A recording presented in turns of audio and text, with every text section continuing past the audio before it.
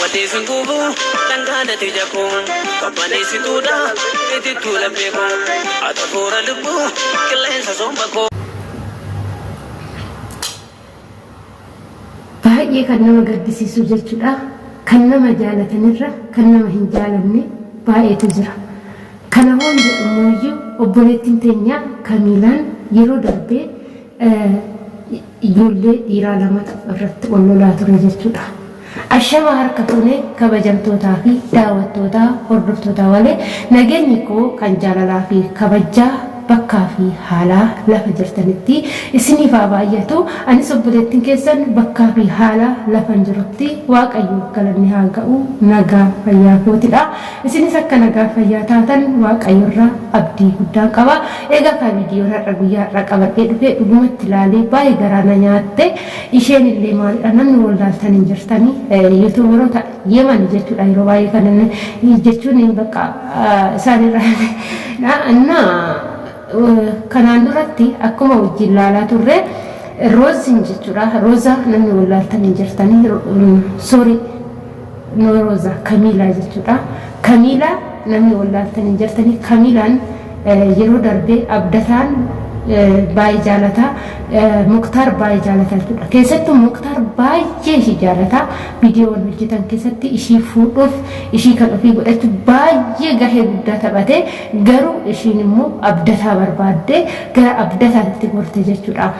Yeroo kana Muktaar baay'ee jaalala ishiitiin miidhamaa ture dhukkubsatee mana yaalaa dhaqee yaala turanii viidiyooleen hojjechaa turan jechuudha. Kun hundi kan ta'e balaa Kamiilaatiin jecha kan turanidha jechuudha. Isaanillee viidiyoo yeroo hojjetan yeroo san immoo ishiin itti qoosaa turte jechuudha.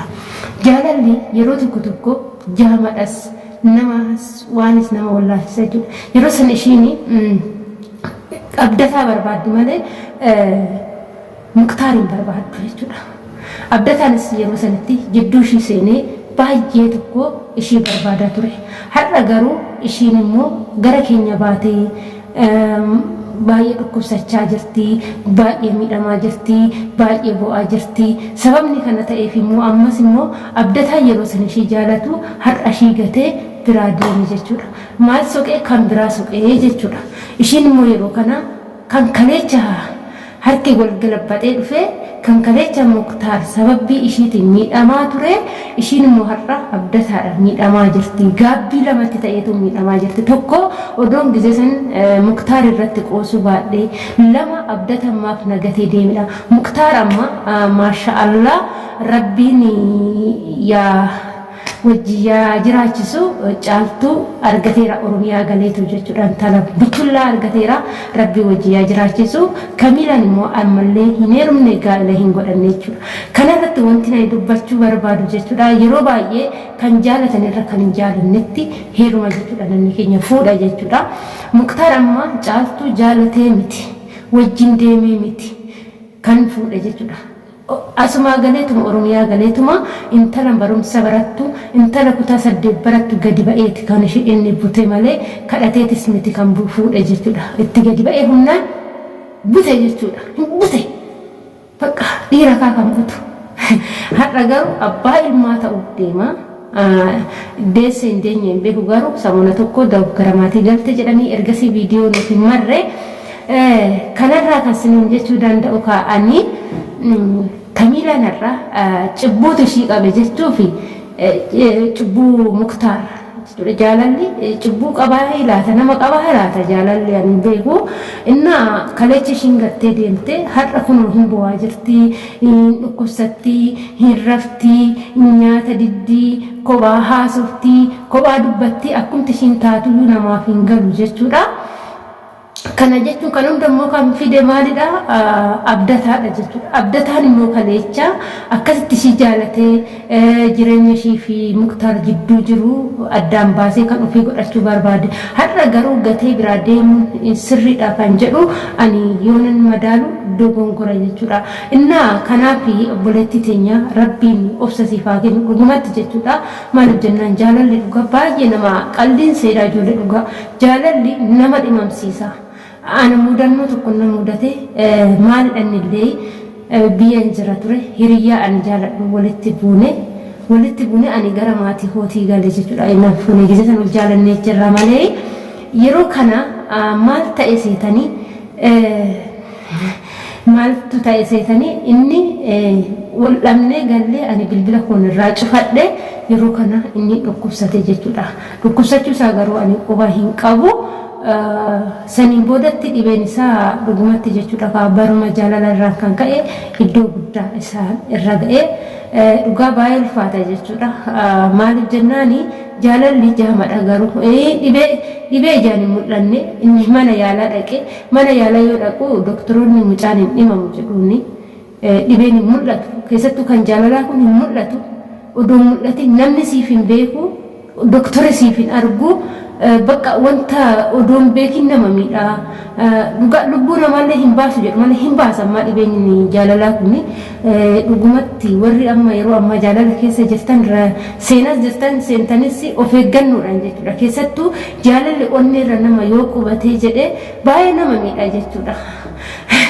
dhuguma baay'ee nama miidha kolfa malee nama miidha akka qalbiitti ilaaluu miti maaliif jennaani jaalalatti qoosu miti jechuudha nama dhugaan nama jaalatu argannaan nama itti qoosu miti jechuudha yeroo sana hiriyaan koo dhugaan na jaalata anis immoo dhugaan odoon jaaladhu immoo ani sodaa maatii kiyyaa waan qabuuf nan sodaadhas bakka ushuman jalaa jechuu baay'isa jechuudha malee itti dubbachuu kungumallee baay'isu inni garuu odoon itti haasa'ee waan baay'ee jechuudha ani immoo yeroo sanitti eeyyamamtu hin turre jechuudha yeroo kana ani bakka yeroo baay'ee aaree na biraa deema malee gammadee na biraa hin deemu ani immoo yeroo san inni aaruu baate I don't care dantaa kiyyaa miti jechuudha maaliif jennaan kaayyoo qabna waan ta'eef gisee maatii keenya irra jirru namni akka maleellee iddoo jaalalaaf banuun ni ulfaata osuma kanaan jirrudha jechuudha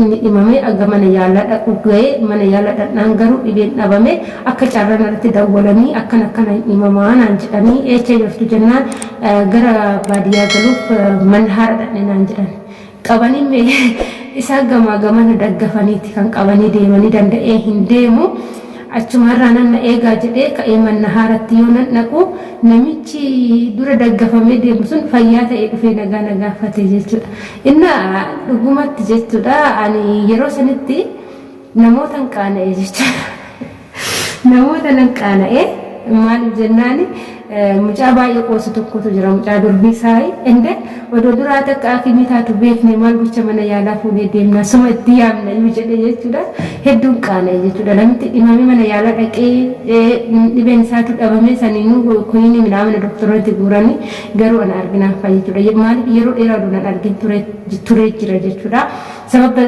sanii yaadan miidhame jechuudha kana jechuu wanni isin kaasee fi jaalalli baay'ee tokko badaadha dhugumatti badaadha jaalalli jechuudha dhugaa amma kamiilaa yoo laalee jedhu dhugumatti badaadha jechuudha maaliif ijoollee baay'een sababbii jaalala kanaan bakka of miidhanii waan hin taane irratti mul'atan hedduutu jira dhuguma jechuudha bakka beektanii nama jaalata san dhabuu baatanii garuu gizeedhaaf immoo nama qoosisa maaliif jennaani anama yeroo baay'ee na qoosa waan itti fakkaatu garuu oduunarra ga'e namni dhaalaata kan jedhu kamiinaa hullaalu dhuguma namiidhuun oolwanarra qoosu kuniin jedha yeroo baay'ee jechuudha kanaaf garuu immoo haa ta'u namni wal jaalatee fuudhu wal immoo jaalachuu baate fuudhuun dhabu kana jechuun kiyyammoo ani amma hiriyyaa isumatti neeru isuman jaaladhe garuu isumatti neerume garuu namoonni immoo akka malee wal jaalatanii akka dhirsaa biniititti wajjin jiraatanii addaan hin baanu jedhanii wal eegan immoo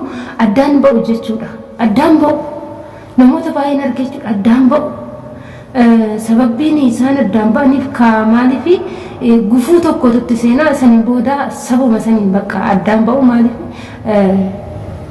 nan beeka jechuudha ijoollee akka malee wal jaalatan kan addaan ba'u jedhamee kan eeggamne jechuudha waggaa dheeraa aga waggaa 10 wal jaalalaa wajjin turanii bakka wal fuudhuu bichaan bakka hafetti ijoolleen addaan ba'an baay'eetu jira kanaaf jechuudha jaalala keessatti dhugaa guutumaan guututtis laphee jaalalatti yoo banan hin miidhamu maaliif of eeggannoo waanuma jiru amma Kamiilaan yookaan abdataa baay'ee jaalatte har'ammoo inni dhiisee yoo biraa deemu akkamitti maraanni kanuma maraattu maraatte obboleettii keenya rabbiin obsa siif haa kennu dhugaa baay'ee garaan nyaatte garuu ati immoo kan siif ta'u rabbiin kan keeti jedhee kan siif kaa'e lafuma jira waan ta'eef ni argattaa abshirii obboleettii keenya siin jechu jaaladha egaa ka dhugaa baay'ee garaan nyaatte siin jedha viidiyoo kiyyammoo asumarraa nan goolaba Kamiilaan Ismaa'eel akka jechuun wajjumaan ilaalla jechuudha viidiyoo biraatiin hanga walitti deebinutti turtii gaarii isiniif haa ta'u oduu addaan hin bahin sabiskiraayib gochuu hin dagatinaa.